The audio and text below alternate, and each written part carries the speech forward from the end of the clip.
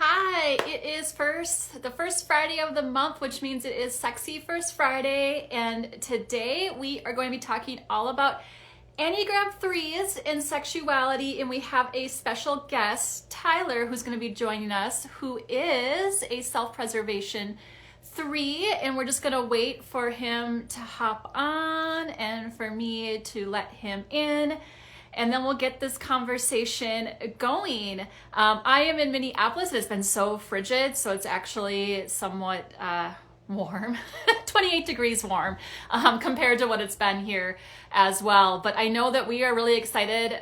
My counterpart, Sam, is on vacation, so she will not be here today with us. So it's just going to be Tyler and I, and he should be here any moment. And then once he gets here, I'll let him in, and then we'll start the conversation around Enneagram 3s and sexuality. I met with Tyler on Wednesday, and we had some really good conversations about how 3s show up sexually. So I am really excited to have, he is here. So let me just, let me see if I can just get him. See if I can get him in here. You might have to request to join, Tyler, and then I'll let you in. For some reason, it's not letting me request you. There we go. Okay, I'm accepting.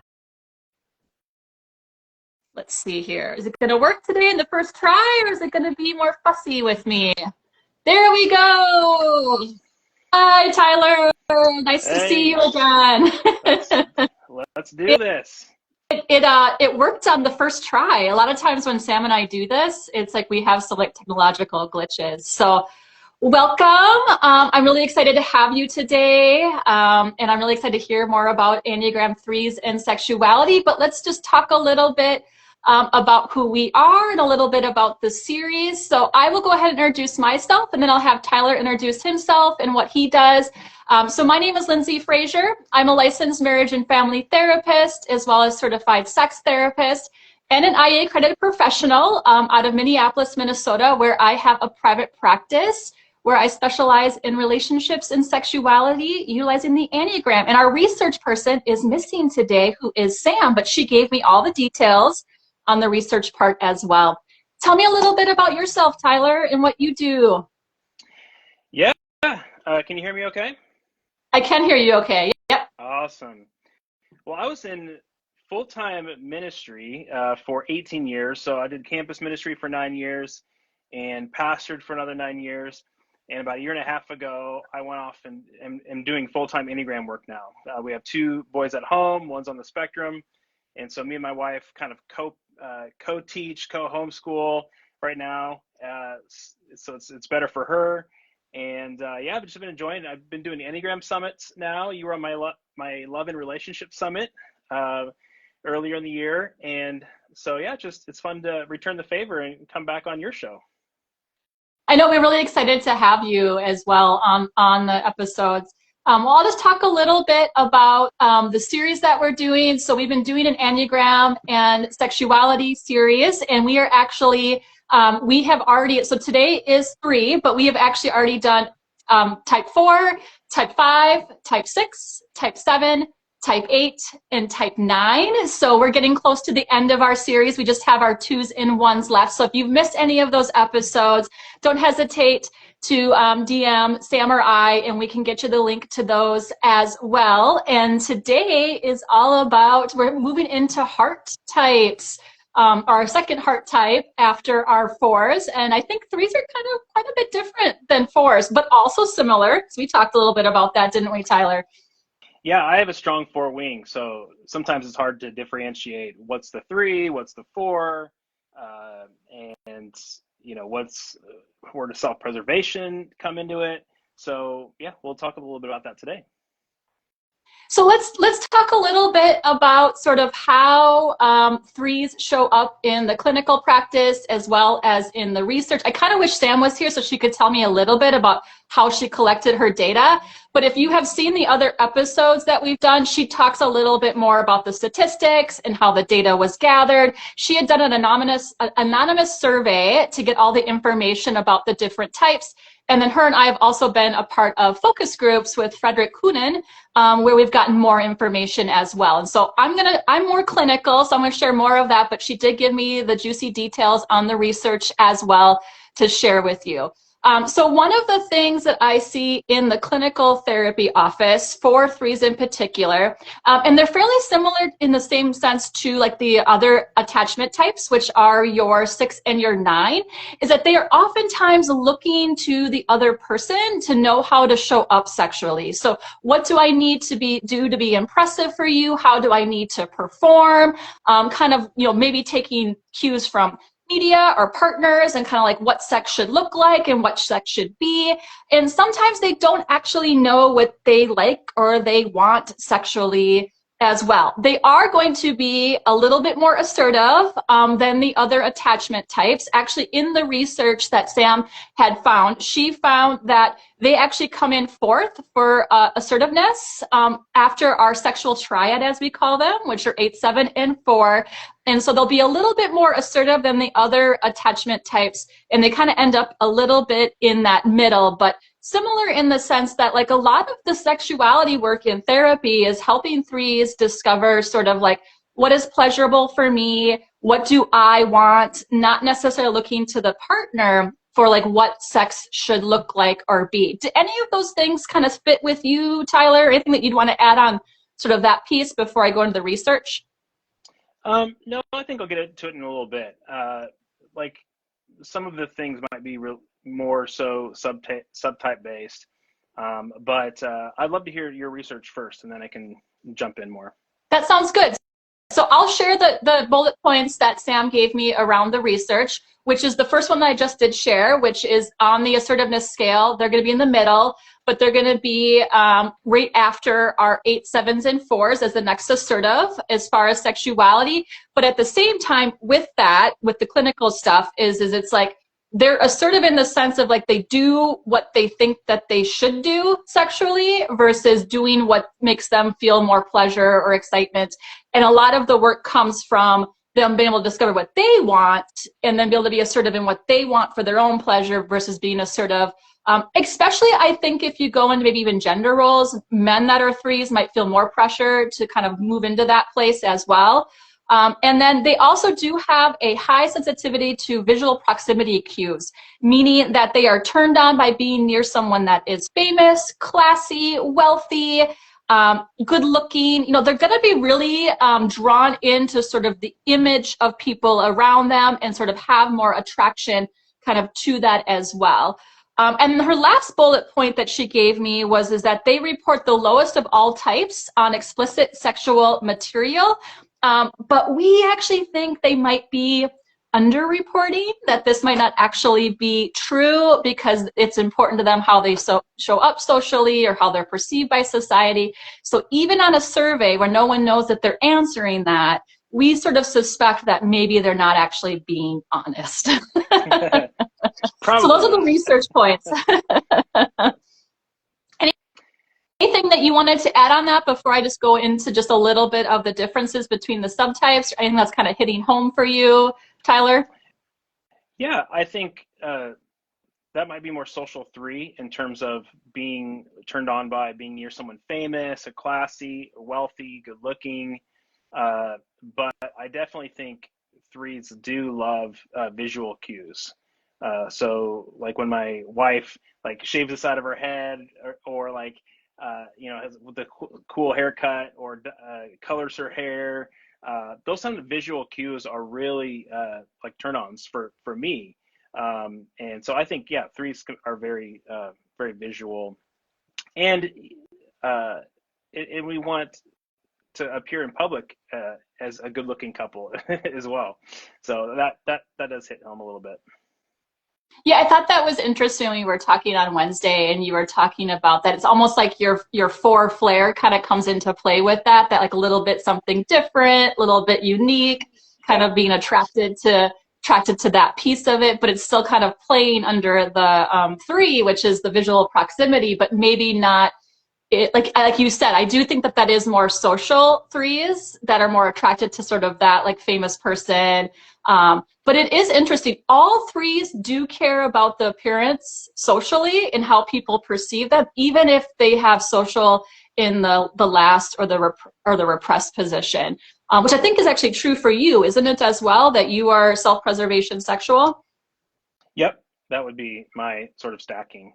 And yeah, when we go out in the public, especially when we're unhealthy, uh, our partner can be an extension of our sexuality, and so their image reflects a better image for us.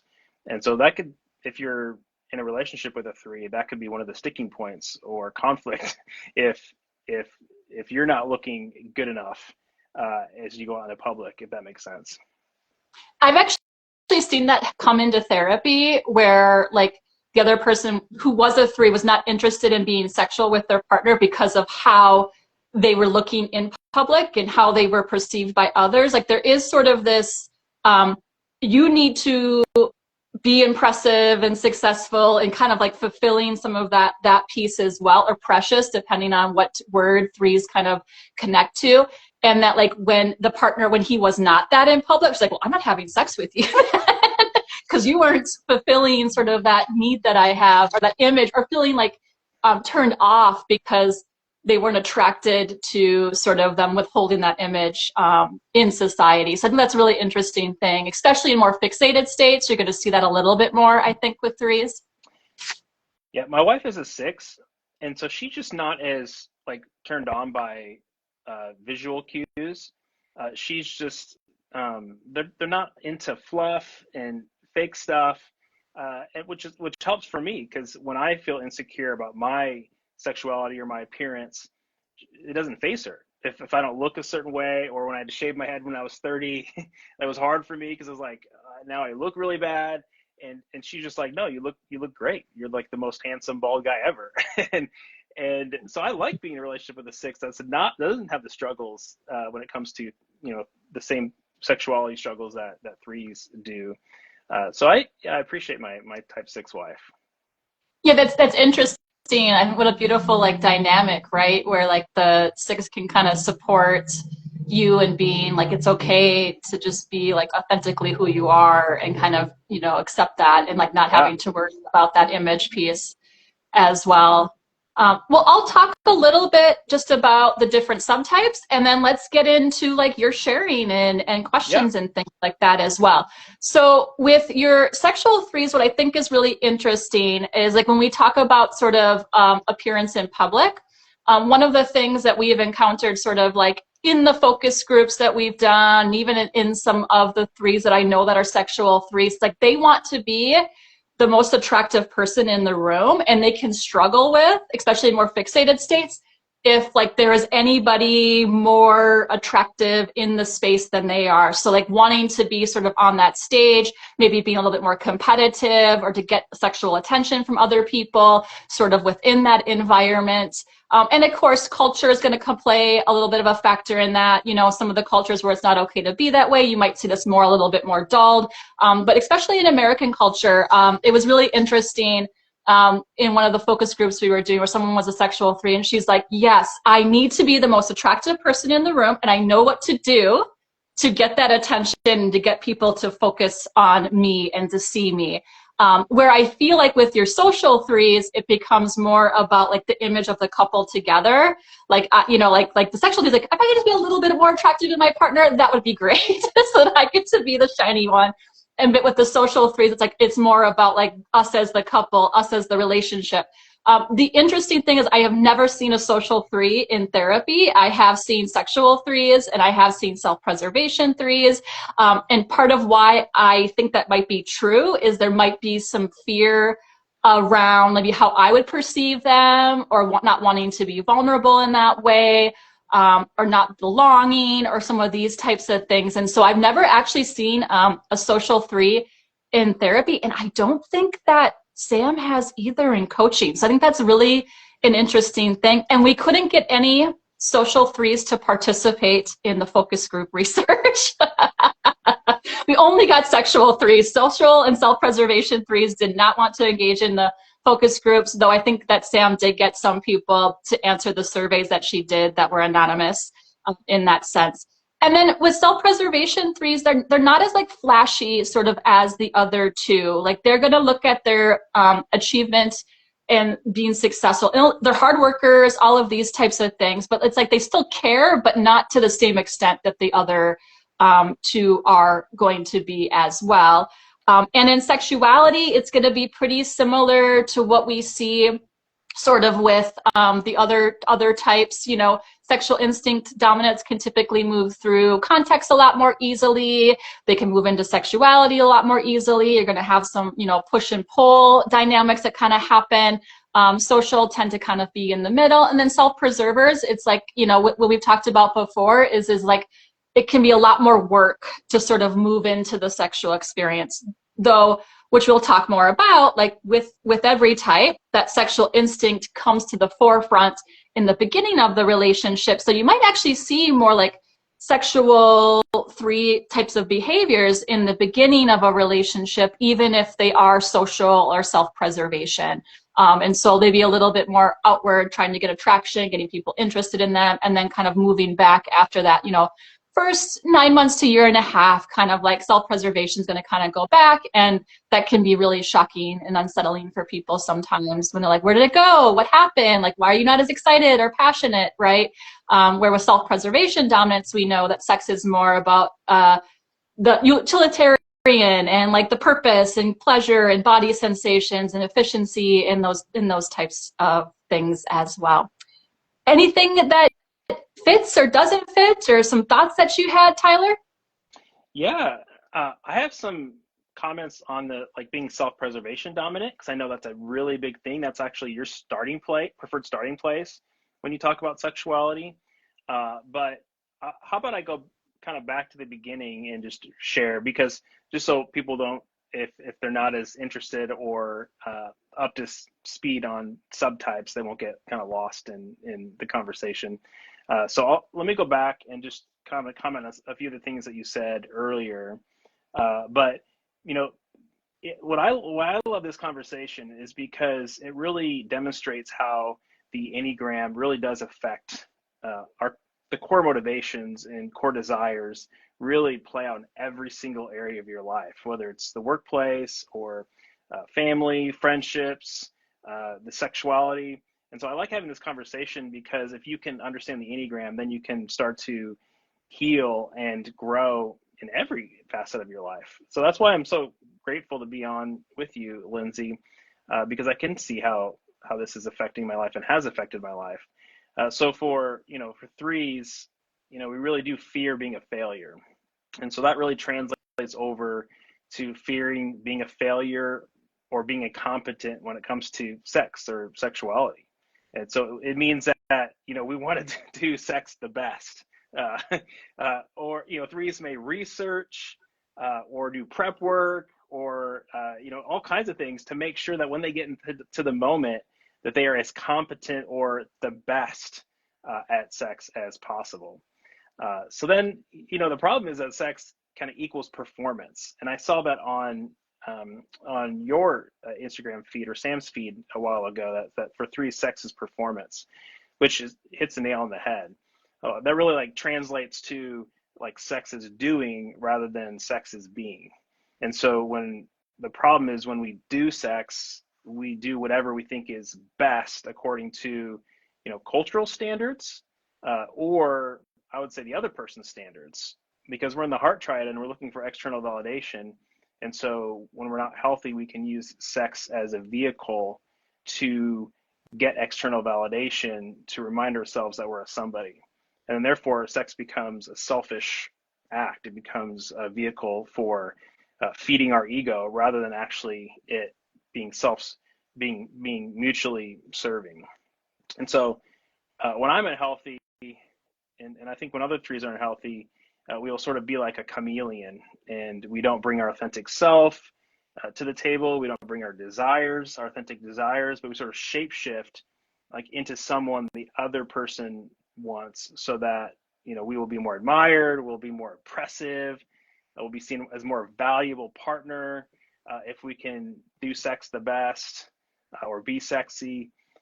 And I love watching The Voice, the TV show, and I find myself watching voice clips a lot because I love when like they sing, and then the other like the chairs like turn around and they're just like, wow, like that person is impressive.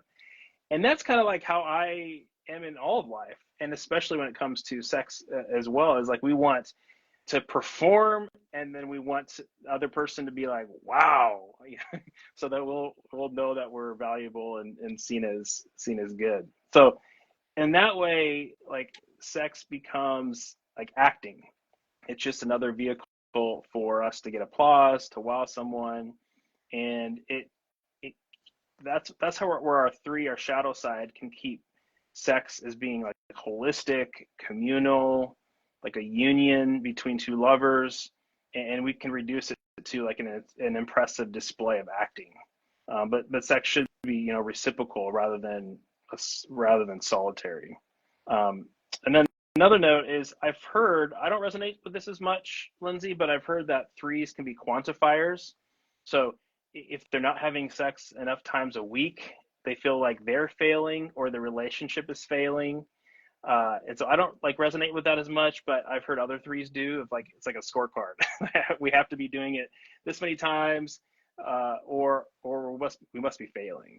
So I don't know if you've heard that, but that's something that I came across as well. And That then lastly, oh, go ahead. oh, that's it. With that, it's more of your sexual threes and your social threes. That's gonna be your self-preservation threes. For sexual dominance in general, like if sex isn't happening enough, it doesn't mean we're connected enough, or like that juice or that flow's not there. Social three is, again, it'll depend on the society. If like I should be having lots of sex and that's what it looks good to be impressive. So like you might actually see that more for male social threes, for instance, because like the more you score, the more impressive you are sort of as a man in those types of things, or maybe the more people you attract as a woman towards you. So you are right in the sense that you're not going to see that as much. Actually, I really don't see that in my self-preservation threes at all. It Okay. really is just my social and sexual threes. So I think you're right on that. Some do, and this is why instinctual stuff is so important, because this wouldn't fit for you, yet it may fit for other threes that are out there. Gotcha. That makes sense. The other last thing I'd say before we talk about subtypes and instincts is that, and I can't speak for the women threes because I don't know. Maybe you can comment from what you experienced, but feelings tend to get suspended during sex. There might not be like a softness or a gentleness there. It can become sort of transactional. And I know somebody had a question about that, but uh, and feelings aren't, like we say, feelings are not aerodynamic. And just in all of life, threes don't like to slow down. We like to be aerodynamic. We like to go fast. We like to be efficient. We like to get going with the day. And so to slow down and create space for feelings and that intimacy can be really, really challenging.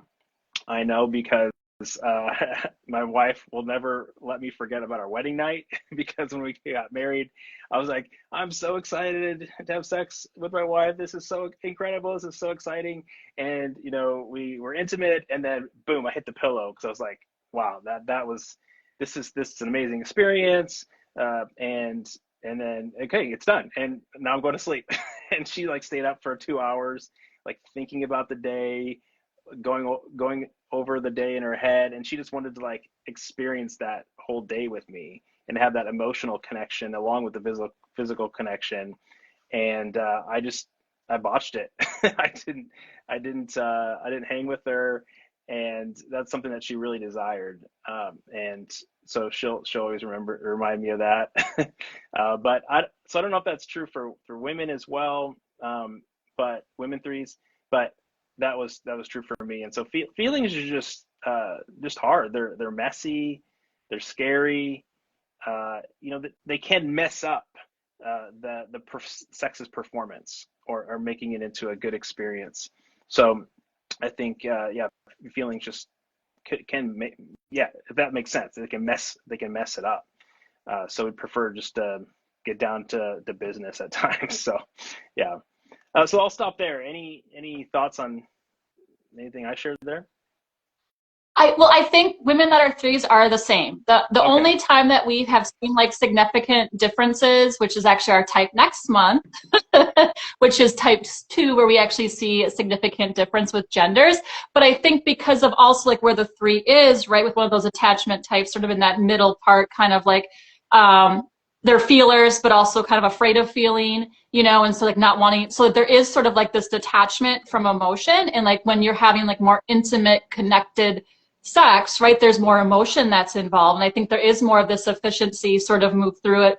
Maybe I don't want to be so vulnerable or intimate with someone else, because that's kind of what can happen during sex as well. Like there's similar to sort of like what we saw with our sevens, where it's like, oh, sex is done. Okay, like I don't want to deal with the emotional pieces of it, and I want and though I think for both there's a little bit of like the journey, or like the self growth, is that ability to be more like being right in the actual moment, or like being in the afterglow of that experience and having that intimate emotional experience with the other. But it's really scary. It's really scary for threes to do that, because like you said, emotions are messy, emotions can be complicated, emotions take away from the efficiency and the places that I want to go and do, yet they're deep feelers underneath it all.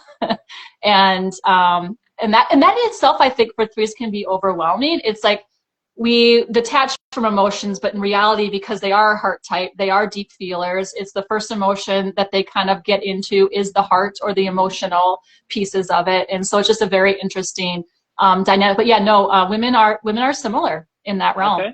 Out of threes, Okay. yeah. Um, that's good to know. Do you want me to jump into being self-pres now?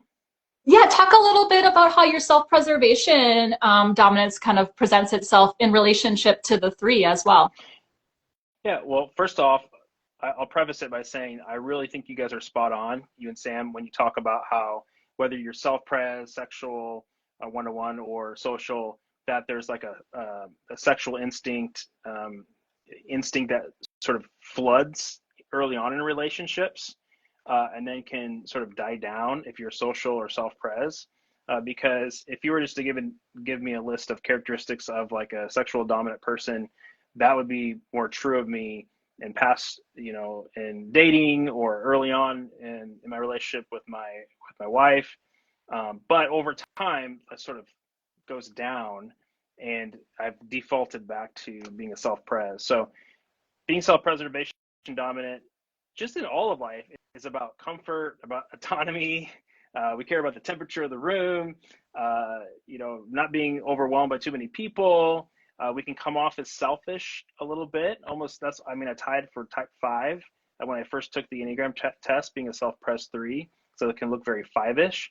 And so I think that same thing plays out in sexuality. I think it can be more about the comfort, more about pleasure, more about efficiency, less about bonding, less about that one-to-one chemistry, and it can be, when unhealthy, it can be reduced to just to like going and getting massage, like going and getting something, uh, feeling comfort, feeling pleasure, rather than all the other important parts of a relationship. And so that's why I think that self-preservation dominant people can be prone to like self-sex, if that makes sense, or leaning on pornography, leaning on other external sources that might be way easier than building that one-to-one chemistry with a partner. So I think that's just one comment. But it's interesting because me and my wife are both self-preservation dominant. She's a self-pres 6, I'm a self-pres 3. And you told me that self-pres, if you're both self-pres dominant, you might have a hard time actually getting to sex because it the desire's there, like you said, that everyone has a desire to connect and to experience each other emotionally, physically. But for self-pres, it's just a little harder to get over that hurdle, and it takes more time and intention and effort because both of us can be very comfortable just sort of nesting at home, being with each other. We have young boys now, which take a lot of energy, and they're always running around.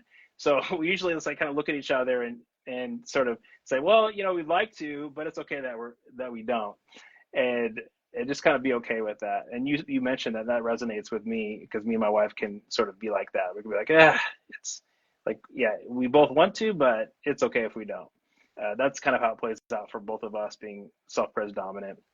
And one thing that I like is that, sex isn't complicated.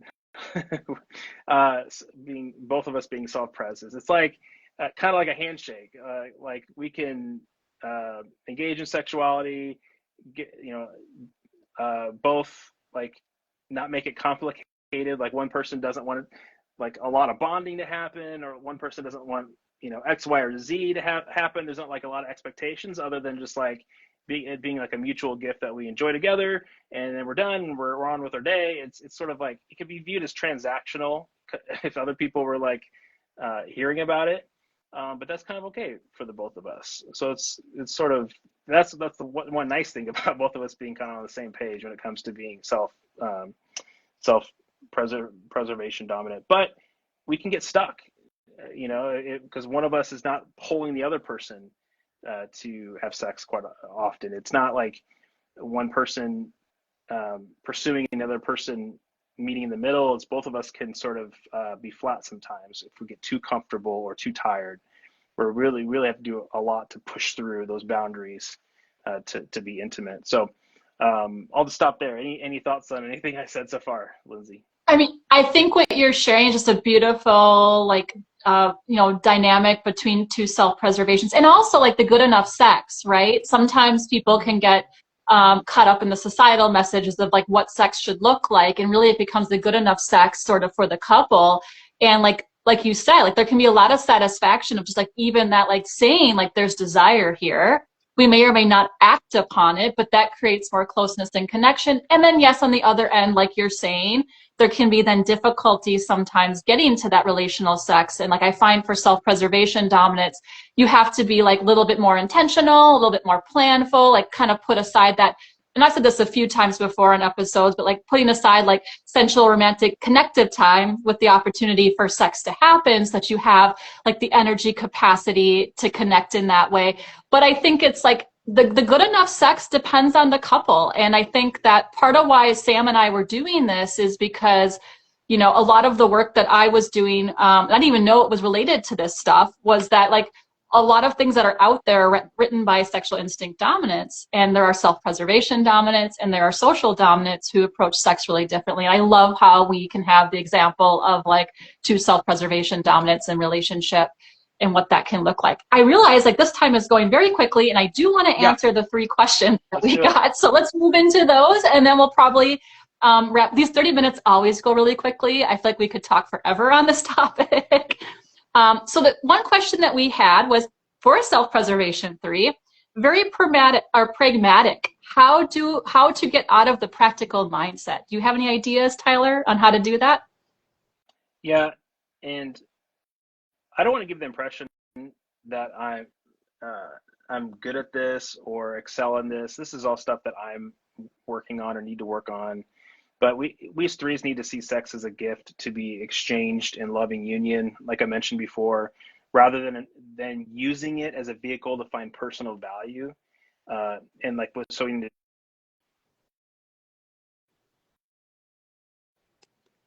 will I be able to impress my partner in this way, or even use it as a scorecard for the relationship. Like if we're doing it this many times a week or this or that, then okay, then the relationship's good. Like we need to stop using it as a scorecard or as a vehicle for finding personal value, and just see it as a sort of a loving.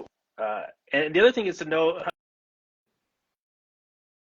I heard this. Know that you can't fail at sex. Like it's not something you can fail at. It's just something it's just it's a mutually beneficial act to cultivate a really healthy union. So that's a big deal. Our next question is the stereotype true for threes? Sex is primarily physically and not so much emotional connection, which I think you touched on a little bit, but do you want to add anything more to that particular? I don't even know if that's a question or a statement, Yeah, but that was one of the ones that we got. What I said is The problem is that feelings are scary and messy and might mess things up. And feelings take a lot of time, and we prefer just to get down to business. So as we grow, we'll be creating space for feelings and slowing down. And when that happens, threes will love it more, we'll connect more, and it'll be more holistic, and it'll be better for our partner. So we just need to know how to bring those feelings in and slow down. So that's what I'd say to that question. And the last question was finding authenticity and sexuality versus performing for their partners. Do you have any suggestions or ideas around that? Yeah, I would just say practice being authentic about your desires, about what you want. Kind of twos do this as well, but like we need to practice being authentic, sharing what we want, and not fearing like we're going to come off as you know, we don't want conflict. Like we don't want sex to get messy, or like to share certain desires and then be rejected or looked at funny. And so we just are chameleons, and we think about how we can please the other person, how we can impress the other person. So we're thinking about their needs and it being impressive, but then it just becomes, like we don't get our needs met, and it's not reciprocal. And so it's not like we might be getting an applause, or we might be getting we might be impressing them, and they might be thankful for us going the extra mile to like impress them in bed or whatnot. But it's ultimately long-term, it's not going to be it's going to be acting. It's going to be sex as performance. It's not going to be it's not going to cultivate a union. So we need to slow down and be authentic with our desires and take risks in sharing what we want and how we want things to look. So that's what I'd say to that. Yeah, and I think you bring up a really good point, because like when you are performing or you're not being fully like authentic in your own pleasures, partners know. Yeah. And they can feel that like something is missing between you, and they sometimes don't necessarily know what it is, but they can feel like some sort of disconnection. And it's like, you know, the thing that I always remind people of is like sex works the best when we're fully present in the moment, and we're not performing when we're fully present in the moment. And that's body sensations, emotions, and thoughts, right? And I think honestly, all types struggle with this in different ways to be kind of fully present. But it's like we have the most pleasure, and our partners want us to have pleasure as well. Thank you. Go ahead. Add something. You wanted to add something? Yeah. I think because threes want it to be the best, we can have certain expectations about how we act, how our partner acts, what happens. And when those expectations don't get met, then we feel like it's failing or it's not working. And of course, we want to be productive, and that includes our sexuality and sex. We want it to work. We want to make sure that the other person's getting pleased, that they're happy. And if we're not getting like heart types are not getting verbal affirmation, or we're getting this, like then it feels like, oh man, we're doing it wrong. Like this isn't how it's supposed to be. And then we can get frustrated. So we need to kind of like remove those expectations, cultural expectations, personal expectations, and just be in the moment, no matter how that looks. So I wanted to make sure to share that. No, that's a good point. I'm glad you shared that. Definitely shared that as well. Well, I just wanted to say thank you so much for coming on. Yeah. I know Sam and I greatly appreciate it. I know her and I were on your summit I think it was last March, maybe? Yeah. Huh? And we got the pleasure of, you know, first getting introduced to you, and it's been a pleasure to kind of like get to know you a little bit and do some of this work together. Is there anything that you wanted to share that you are doing or have coming up that our listeners might like to know about, or things that you offer? Well, I mainly do like summits for faith-based people, and I've written 9 books, faith-based books for every Enneagram type. That might not apply to all your audience, but I am planning on doing a subtypes summit event with multiple speakers, Beatrice Chestnut and others, in June of 2025. So if they're following me, I might get an invitation to that, and I definitely want to have you back on to talk about the nuances of our subtypes, because that's really, really important. So just wanted to throw that out there. Yeah, I know that Sam and I would be excited to do that. So definitely keep us posted. Well, I just want to say thank you for everybody that joined. Next month, we are going to do type 2, and I believe that we have a guest, but I think Sam has been the one kind of talking to that individual that's going to come on. We're still struggling to find an Enneagram 1. Come on, Enneagram 1. Somebody wants to show up and share their sexuality. We're actually not surprised. 2s and 1s can be a little harder to come on and talk about their sexuality. And I really appreciate the fact that you did as well, Tyler, because I know this is not easy for threes to come on here and talk about their sexuality either. And we so greatly appreciate having you on, and everybody have a wonderful day. Yes, it's taken a lot of time, but you've been opening me up slowly. And again, I see the value in having the conversation because it can really improve a lot of relationships if we learn about our type and sexuality. So I'm all about improving relationships and helping people to experience a more transformed life, more flourishing life. So thank you so much, Lindsay, for the work you do. I like following you and learning from you. So I love to be on. All right, thank you. Have a good rest of the day. Take care. Bye-bye.